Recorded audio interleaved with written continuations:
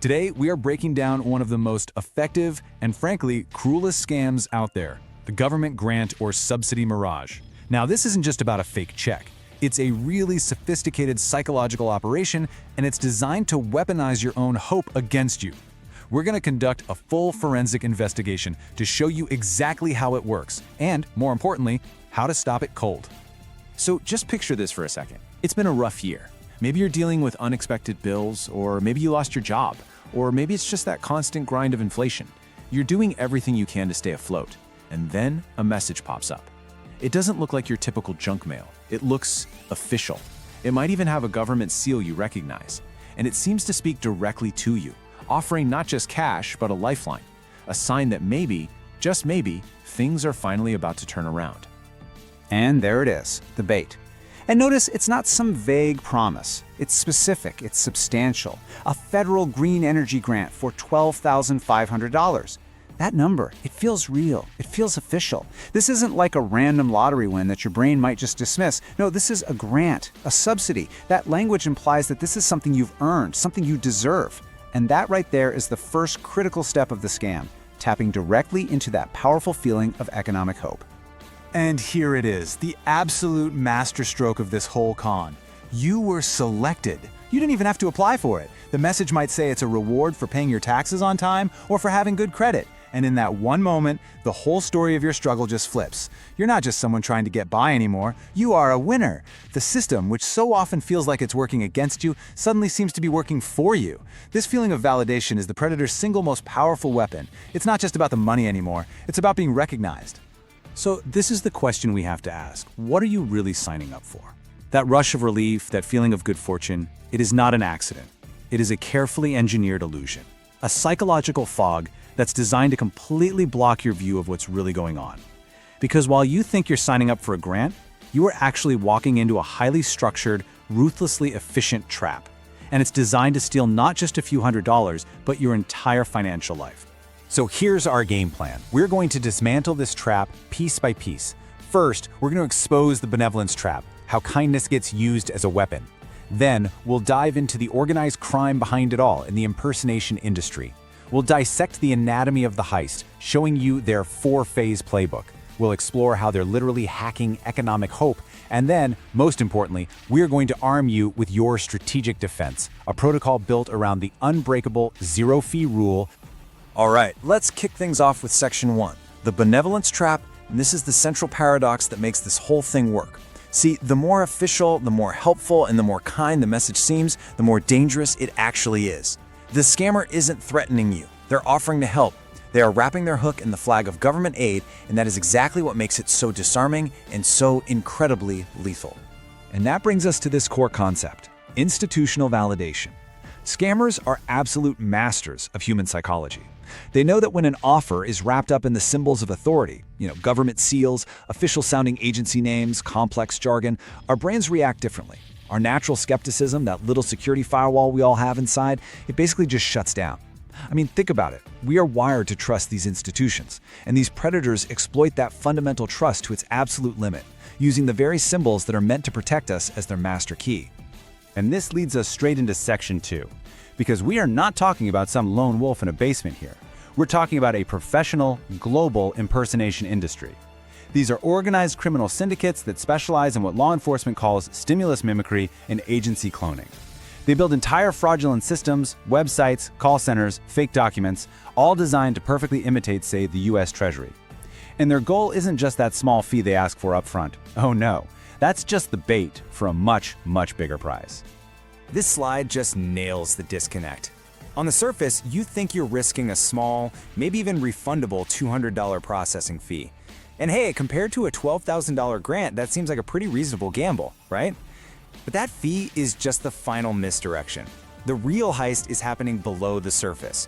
What you're actually losing is the master key to your entire financial life, your social security number, your bank logins, all of it. This isn't about losing $200. This is identity harvesting on an industrial scale. And that data, it gets sold on the dark web to what are called ghost loan syndicates. These groups will take out credit cards, car loans, even mortgages in your name and just utterly destroy your credit for years. And that feeling of betrayal, that's often even more devastating than the money you lost. So how in the world do they pull this off with such precision? Well, it's not random. It's not improvised. It is a clinical, repeatable, four-phase operation. Think of it less like a simple trick and more like a military-style intelligence op. So in this section, we're going to break down their playbook step by step so you can see this bureaucratic virus in action and learn to recognize its signature moves. And here it is, the four-phase fraud playbook. It starts with reconnaissance, where they find targets based on economic need. Then comes the hook, using that official selection to get you psychologically committed. The third and longest phase is what we call administrative friction, where they use the cover of compliance and paperwork to siphon all your data. And finally, extraction, where they grab that last fee and just vanish with your entire identity. Let's break down a couple of these a little bit more. Let's look closer at the hook. A lot of the time, it comes down to something as simple as this: a grant ID number, just a meaningless string of letters and numbers. It seems insignificant, but this is an incredibly powerful psychological tool. It instantly turns a vague offer into a concrete procedural reality. All of a sudden, this isn't just a message, it's a case file. It implies there's a real folder with your name on it in some government building. We call this a bureaucratic anchor. Once that anchor is set, your brain switches from asking, "Is this real?" to asking, "What's the next step?" And that is often the psychological point of no return. And now we enter the most dangerous phase, administrative friction. This is pure psychological warfare, where they use the language of security against you. On the left, you see what they say. They'll tell you they need your social security number for anti-fraud compliance. They'll ask for your bank login to verify your account for a secure deposit. Every single request is framed as a necessary step to protect you and your money. But on the right, you see what they're really doing. This isn't an award, it's an extraction. They're systematically siphoning every piece of data they need to hijack your identity. Now, looking at this from the outside, it might seem super obvious, but in the moment, it's incredibly effective. So the question is, why does our brain fall for it so easily? Well, that brings us to section 4. This part of the scam isn't about hacking computer systems. It's about hacking the operating system of the human brain itself, specifically our deep-seated biological desire for relief and security. The key psychological trick they use is a cognitive bias called the endowment effect. Here's how it works. Studies show that we humans place a much higher value on things simply because we feel like we own them. So, once the scammer, through all their official language and bureaucratic anchors, convinces you that that $12,500 grant is already yours, once you psychologically take ownership of it, your brain completely flips its priority. It shifts from skepticism to protection. You're no longer evaluating an opportunity, you're defending an asset. And this is why people will jump through hoops, give away sensitive information, even pay fees, not to get the money, but to avoid the pain of losing the money they already think is theirs. And this isn't just a mental game, it's a biological reaction. The promise of a sudden financial windfall triggers a powerful dopamine rush in your brain. It's a chemical reward that feels amazing. And like the quote says, that dopamine rush from a potential windfall is way more powerful than any security warning. That chemical high is more persuasive than that little logical voice in the back of your head whispering that a real government agency probably doesn't use a Gmail address. The scammer is literally banking on your desire for relief to short-circuit your rational mind. This chart shows you exactly what's happening inside your head during the scam. The scammer creates this state of intense administrative urgency. They'll say things like, "You have to act before the deadline," or "there are limited funds."